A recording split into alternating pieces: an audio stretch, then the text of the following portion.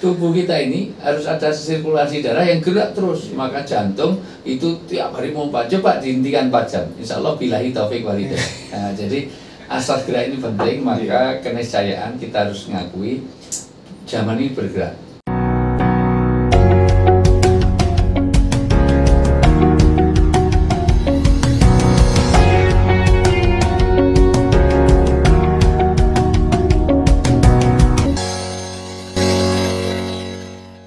Bismillahirrahmanirrahim. Assalamualaikum warahmatullahi wabarakatuh. Waalaikumsalam. Ketemu lagi dengan Dr. NH di NH Podcast.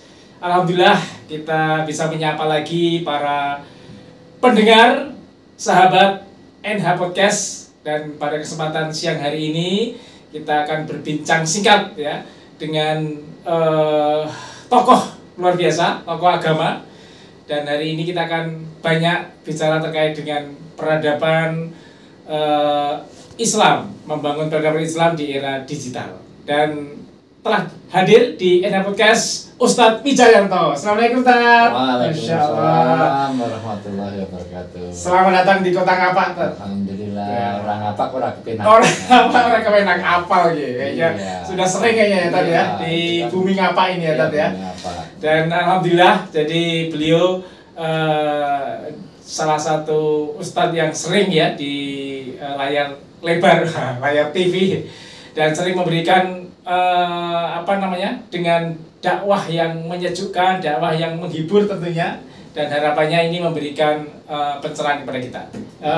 Ini Tad, terkait dengan ini Tad, kita sudah di era digitalisasi ya. Jadi mungkin pandangan Ustadz ya terkait dengan sikap umat Islam untuk menyikapinya untuk pertama. Ya. Pertama harus tidak bisa dipungkiri bahwa ini berjalan terus, berkembang, maju, perubahan. Tidak ada sesuatu yang tetap kecuali perubahan itu sendiri. Artinya hidup. Makanya Islam itu kan jalan, Thariqah itu jalan, suluk itu jalan. Disebut syariat itu jalan, maka orang di jalan itu harus berjalan. Kalau dia tidak di jalan nggak berjalan, itu parkiran. Jadi, makanya orang Islam itu kan supaya progres terus ya, bergerak, ya bergerak, aktif. ya. Dan asas kehidupan itu gerak. Maksudnya gini, bumi, matahari, bulan, angkasa segala macam itu kan bergerak. Kalau itu diem, nggak ada kehidupan. Tanda orang hidup kalau gerak. Maka kalau udah hamil 9 bulan, 8 bulan kok bayi tenang, tenang sekali bayi, nggak ada gerakan, mati itu bayi.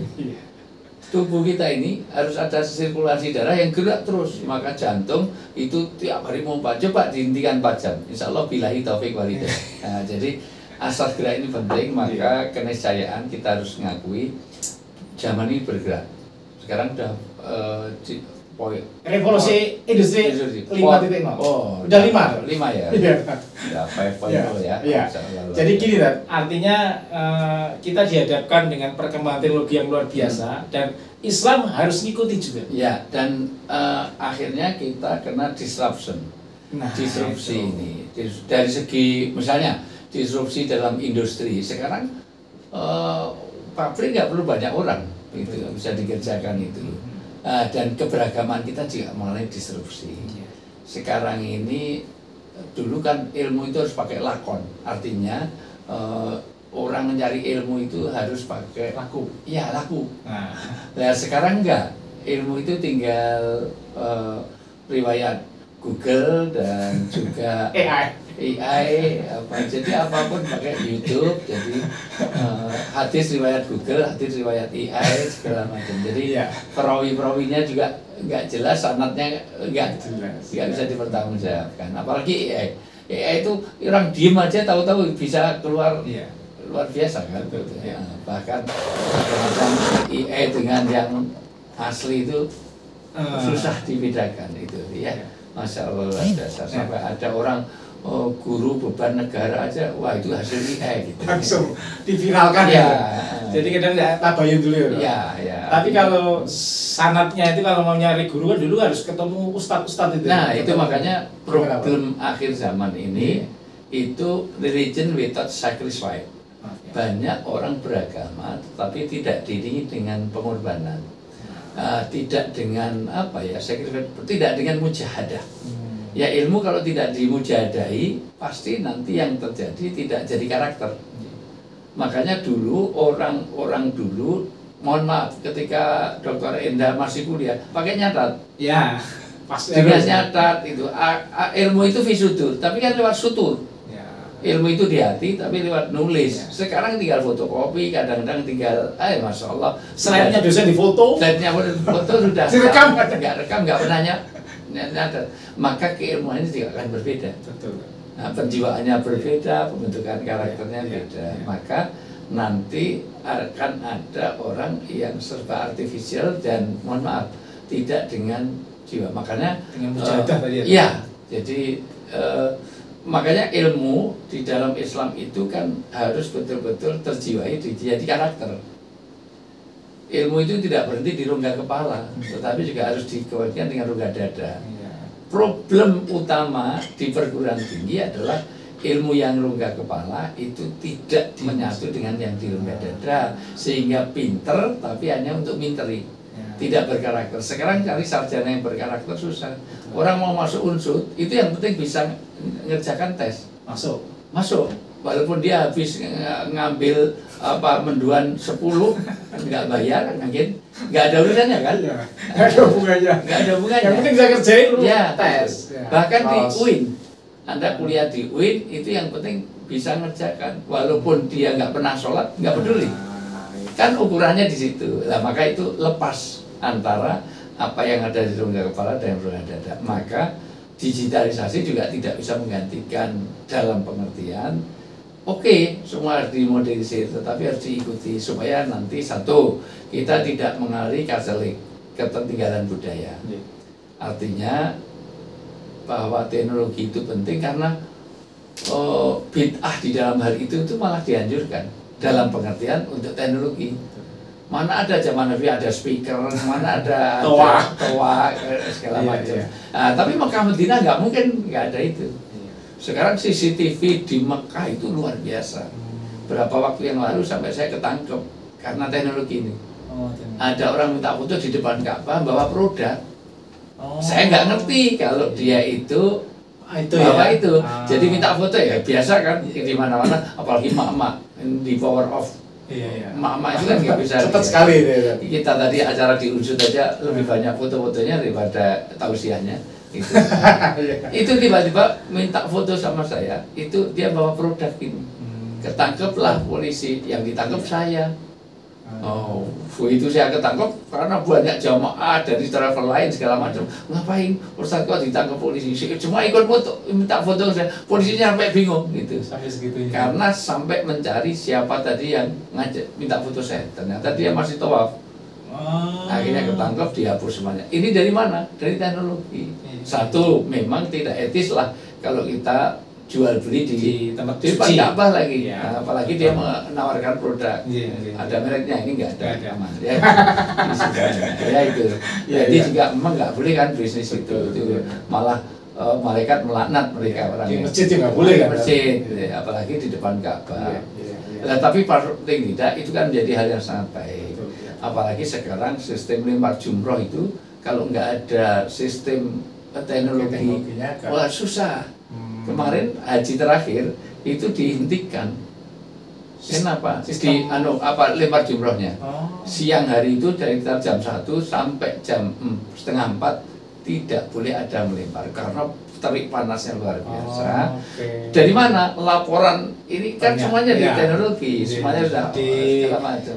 Sentimen analisis namanya. Ya, itu maksud saya. Jadi harapannya feedback dari jamaah langsung di komentari oleh tim pengelola gitu ya. Dan itu kalau kita nggak ngikuti gimana kan nggak mungkin.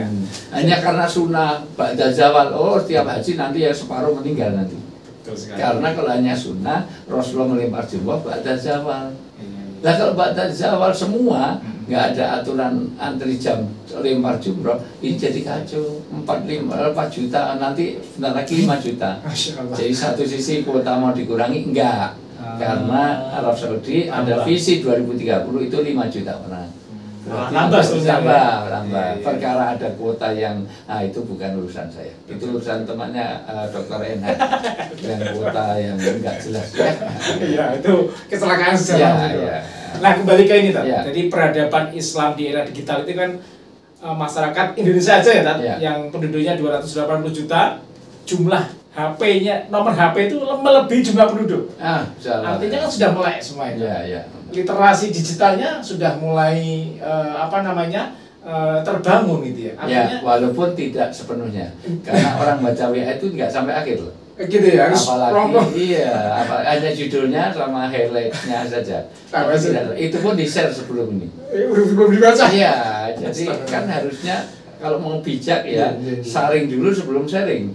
Saring sebelum sharing. Iya. Kita tabayun mau baca belum selesai. Loh ini gini, saya juga cuma dapat orang loh. Lah kamu itu kok cuma dapat bisa nge-share, itu dosa jariah loh. Betul. Karena satu, untuk minta maaf gimana? Dua, kalau udah mati berarti kita harus ke kuburnya kan. Susah sekali gitu ya. Jadi minta maaf, ini jadi hal yang sangat penting untuk ini, karena sekali lagi yudillu bihi katsira wa yahdi bihi katsira. Dengan handphone itu banyak orang dapat hidayah, petunjuk, segala macam. Tapi dari handphone juga coba. Sekarang hampir semua kemaksiatan itu dari setan gepeng. Judi online dari mana?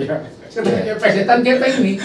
Sekarang orang judi online, pinjaman online dari mana? KDRT, disharmoni, segala macam. Perselingkuhan, celebek, CLBK, cinta lama. Itu reuni zaman dulu. Reuni dulu teman itu sisi negatif lah ya. Iya, mending kalau reuni teman-teman unsur oke lah. Tapi kalau SD SMP udah berapa kali akhirnya. Kalau Alislam insya Allah baik. Nah, mudah-mudahan. Insya Allah. Ini sesama alumni SMA Alislam. Alislam jelas lah tempat pertemuannya di masjid ya susah ngapa-ngapain. Insya Allah. Iya. Jadi memang keniscayaan dengan datangnya teknologi yang bertubi-tubi tadi Ustadz sampaikan disruption tadi akan terjadi kenyataannya. Dan kita sebagai umat Islam harus siap untuk mengisi dengan dakwah terus ya, konten-konten ya.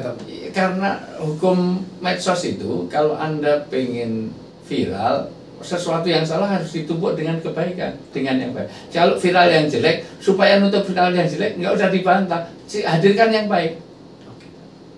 Demikian juga al-Isra wa qul ja'al haq wa zahaqal batil innal batila kana zahuqa.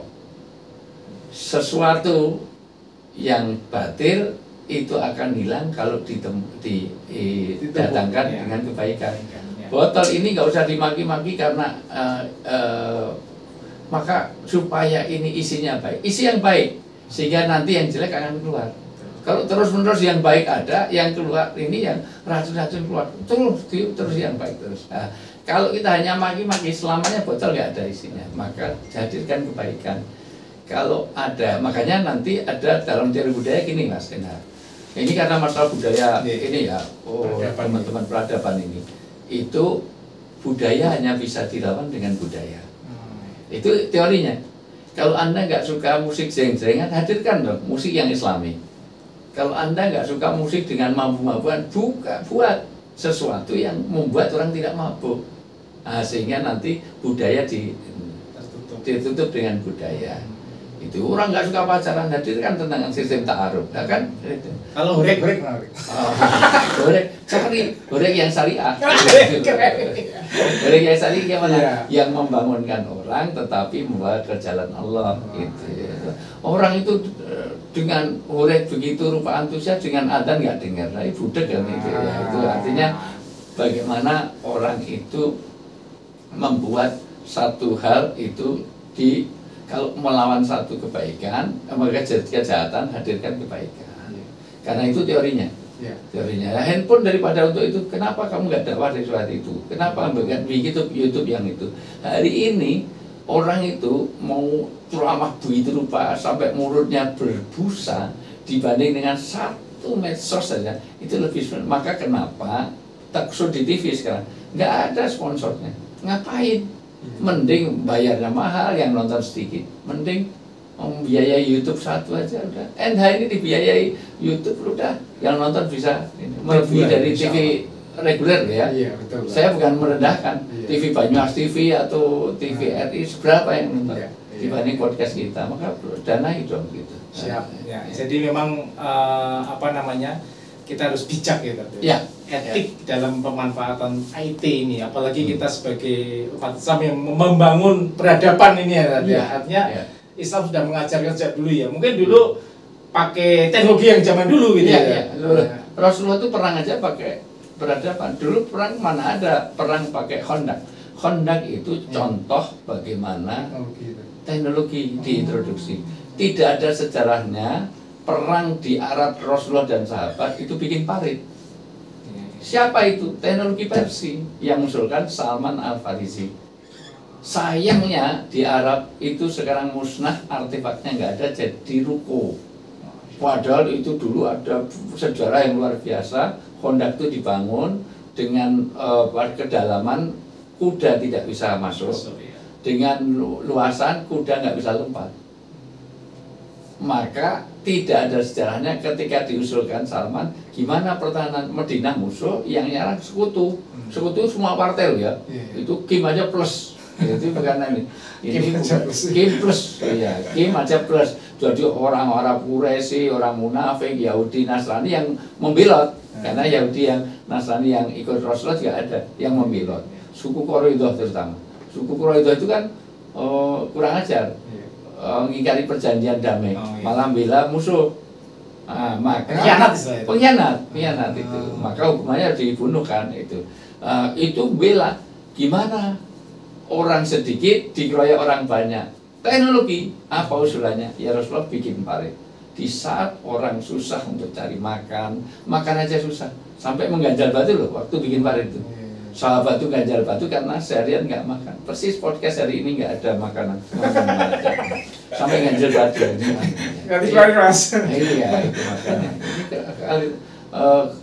Harusnya Purwokerto ngapa kok nggak ada menduannya ini. Kalau air di mana-mana banyak. Nah, jadi sisi itu teknologi. Ternyata Islam tidak mengharamkan, dipakailah. Itu di mana mengintroduksi teknologi dari teknologi makanya pakai laptop, pakai enggak apa-apa, itu bukunan orang Yahudi. Google juga ya. Google udah bikin dong. Chat GPT cari yang untuk manfaatan. Iya, manfaatan. Nah, maka isi itu. Nah, tugas teman-teman kita, anak-anak kita, tolong Gen Z. Kalau saya kan sudah bukan milenial lagi, saya kolonial ya. Iya, sama toh. Iya, itu kan bagaimana anak-anak kita isi itu semua ya. Sehingga orang itu kalau perlu setiap orang browsing itu sudah diingatkan Allah. Setiap browsing muncul Bismillahirrahmanirrahim, indah sekali. Saya dulu paling hanya ketika loading komputer aja bisa diisi. Loading itu begitu on langsung Bismillahirrahmanirrahim. Waktu zaman awal ya. Iya. Why not? Sekarang tidak diisi itu. Jadi kalau perlu mau WA mau apa begitu buka itu ingatkan. Bismillahirrahmanirrahim. Kalau WA lebih bagus. A'udzubillahi minasyaitonirrajim. Begitu. Muncul. Disisipi lah sebenarnya ya. Sisipi. Mau waktu berselancar googling juga gitu ya. Awas hati-hati pornografi. Nah, sebelum pornografi asih ayat supaya dia tahu innalillah atau alhamdulillah masya Allah itu. Ini menjadi beban kita. Sebenarnya semua lini sih. Semua lini kita itu mau ngajar Bismillah, dokter mau nyuntik Bismillah. Dengan diucapkan Bismillah terdengar itu pengaruhnya luar biasa. Nanti gini, dalam teori psikologi orang itu punya asas keterpengaruhan. Orang yang berbuat maksiat itu enggak pernah mengucapkan lafaz Allah. Tidak ada copet itu berbasmalah sebelum nyopet. Bismillahirrahmanirrahim, nawaitu, nyopaitun, enggak pernah. Iya, orang mau satu enggak ingat Tuhan. Orang mau pacaran baik deh, ini pacaran Islami. Jadi pengurus TPA sama takmir masjid. Baik, sebelum kita mulai pacaran ala hadinya Al-Fatihah enggak mungkin. Nah, sederhana loh. Tetapi itulah kita warnai. Kita sibghah itu celupan, disablon, diselup dengan nilai-nilai agama, nilai-nilai ilahiyah. Kalau itu mewarnai di laptop kita, di handphone kita, di gadget kita, itu kan memberikan energi yang positif insya Allah ya. Pasti orang negatif itu, jangankan itu ya, ada orang, saya itu ngalami betul, saya waktu itu dengan beberapa tokoh lah, itu ada seorang menteri di Jogja, tiba-tiba ngajak saya ngobrol sampai malam lewat di lokalisasi. Ternyata orang deket-deket itu begitu saya nggak peci tak pakai dari 15 jadi 10 loh. Artinya sudah mundur. Ya. Sudah dekat lagi gitu. Baru mau deket saya salami. Assalamualaikum gitu. Pak Ustadz ya balik lagi. Gitu. Ada apanya? Asas keterpengaruhan. Ternyata disalami aja sudah menjaga ya. Iya, pakai jarak gitu. Ya cuman assalamualaikum loh. Nggak ada apa-apanya. Nggak kelihatan apa-apa. Loh, saya bukan nggak suka kalau dia dekat, mungkin iman sih kuat tapi imronnya kan juga gitu. Ternyata dengan lafaz itu aja punya pengaruh. Betul. Yeah. Apalagi tersibuk tadi ya, memberikan warna. Nah itu mungkin tugas-tugas kita semua ya, artinya pencerahan bagaimana pemanfaatan teknologi. Nah untuk ini para pesan ini yang terakhir untuk para pemuda generasi ke depan untuk pemanfaatan IT tentunya dalam ranah peradaban, membangun peradaban Islam gitu.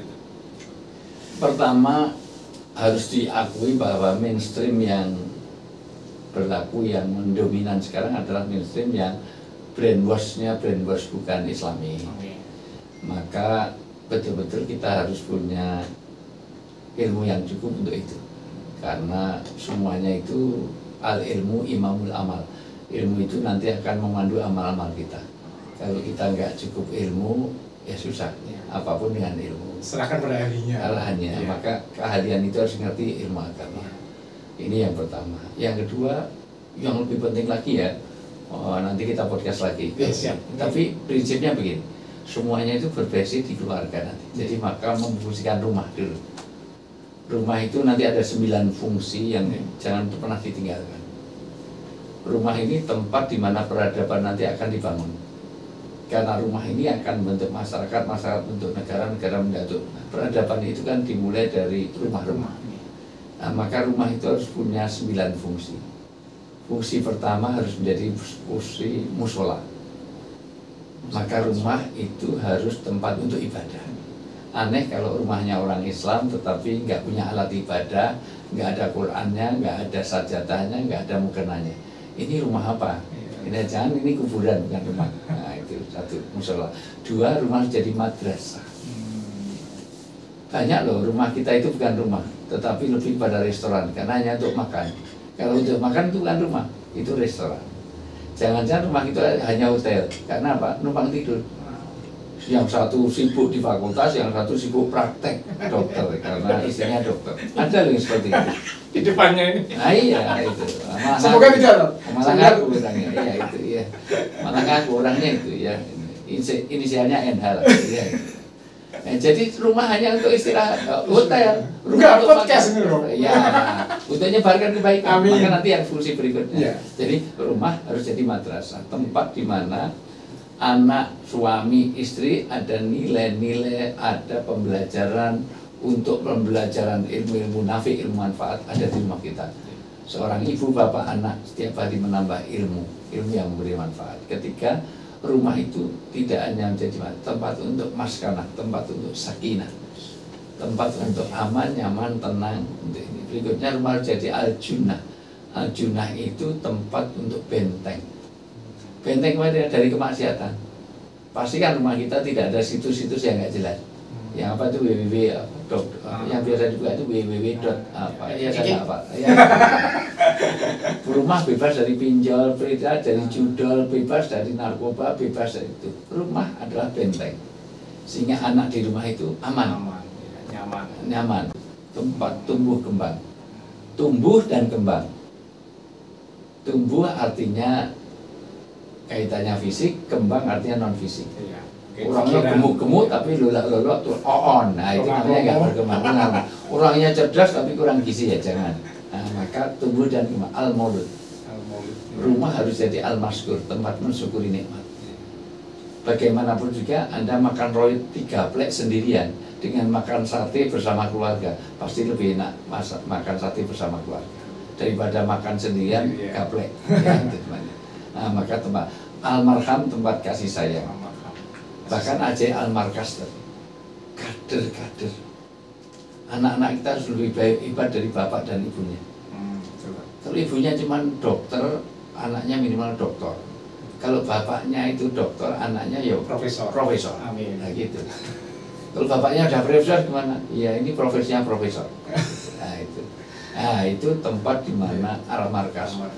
Dari rumah kita keluar orang-orang menghafal Quran, penghafal Quran. Amin. Ya. Kalau oke lah, bapak ibunya hanya trikul, kulhu, ini aja. Ya. Anaknya 1 juz, 2 juz, 3 juz. Alhamdulillah, 30 juz. Alhamdulillah. Ya. Nah itu namanya tempat Al-Markas, memproduksi kader-kader dakwah, kader-kader ilmu. Jadi ulama-ulama keluar dari rumah kita. Jangan keluarnya narkobawan dan narkobati. Keluarnya pendemo yang akan diarah jam 11 miliar. Iya. Ada itu cerita. Ada di sono. Nggak mungkin di sini dapat jamnya berapa, cuma 300.000. Betul kan? Iya. Makanya aman, nggak mungkin ada ajaran sini mau ngambil apa. Itu paling alat praktek, nggak terlalu ini. Iya, itu stetoskop paling ini. Nah, maka rumah harus tempat untuk bagaimana menjadi benteng kemaksiatan. Rumah jadi Al-Marham, tempat kasih sayang ada di situ. Al-Maskur, bahkan lebih penting lagi nanti jadi Al-Mahya Us-Sunnah, menghidupkan sunnah-sunnah kenabian. Bagaimana makan yang benar cara Nabi, tidur, bersuami, beristri, ada dihidupkan di situ. Peradaban dimulai dari situ. Tentu itu akan agak panjang, tapi ini saya kasih shortcut karena saya harus ke stasiun. Luar biasa ini. Bincang singkat dengan Ustadz Wijayanto yang tentunya akan memberikan inspirasi, memberikan gambaran ya bagaimana membangun peradaban Islam gitu ya, Ustadz ya, dan harapannya ini terus untuk kita bangun bersama, kita terus memanfaatkan ya teknologi ini untuk tentunya kebaikan. Ya. Oke, terima kasih Ustadz Wijayanto Sama-sama di NH Podcast. Assalamualaikum warahmatullahi wabarakatuh. Waalaikumsalam.